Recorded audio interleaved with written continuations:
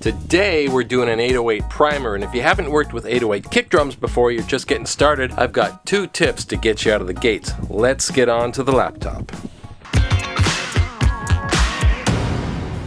Okay, let's get straight into it. So when we say 808s, what are we talking about? We're talking about this sound.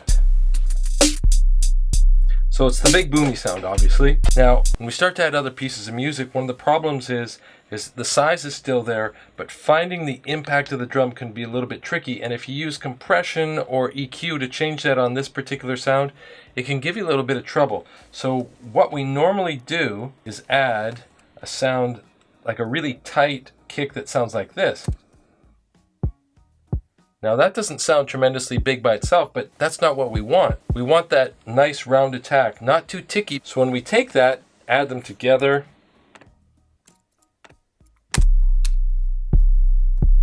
so that really helps us find the edge of that drum and give it definition.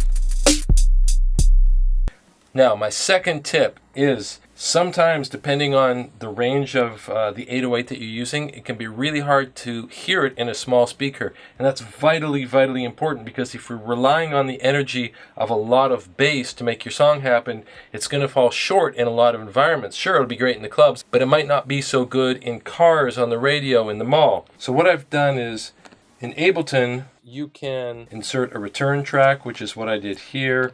I put the CLA tar plug-in on. I turned everything off. I turned it on to heavy, turned it on here, and then what we get, I'll just solo this. That will be the third return. So this is the third send. So as I turn this up, you'll hear distortion coming in.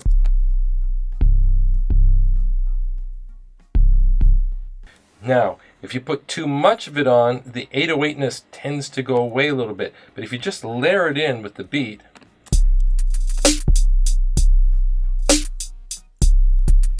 I'm going to take the headphones off. So somewhere around there.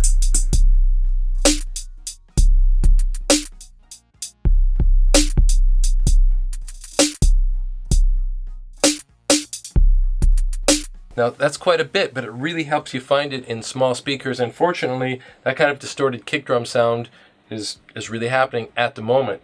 If you do too much of it, it starts to sound less 808y and more like a bass, but that's a thing too, and I'm starting to hear more and more distortion. It makes it sound more aggressive. You can hear it in small speakers. It just works in a whole lot of environments. I'm going to give you one little bonus tip, and that is, if you go into the MIDI, sometimes if you move the 808s just a little bit behind, I got to move this one over. It gives a little bit more definition to the front end of the sound. Be careful with that. If it flams, which means you can distinctly hear 2 attacks. So you can hear it's flamming a little bit, the 2 sounds. So here's what you do to get really great separation. So I'm going to go into the instrument. In this case, I'm using battery.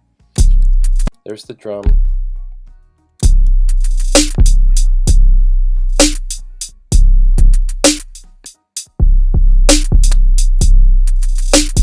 So what I've done is I've moved the attack, so now it's got a slow attack, it's ramping up, so you get the distinct sound of the attack kick drum, and then you get the decay of the 808.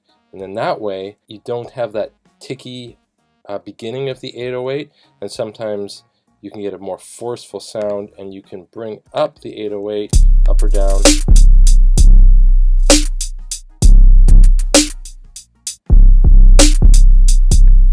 Control the level of the 2 without running into funny little problems. If you've got tips or something that you've done with 808s, it would be so awesome if you would go down to the comments and leave them right now. It would be awesome if you would hit that subscribe button, and I'll be here for you. Take care.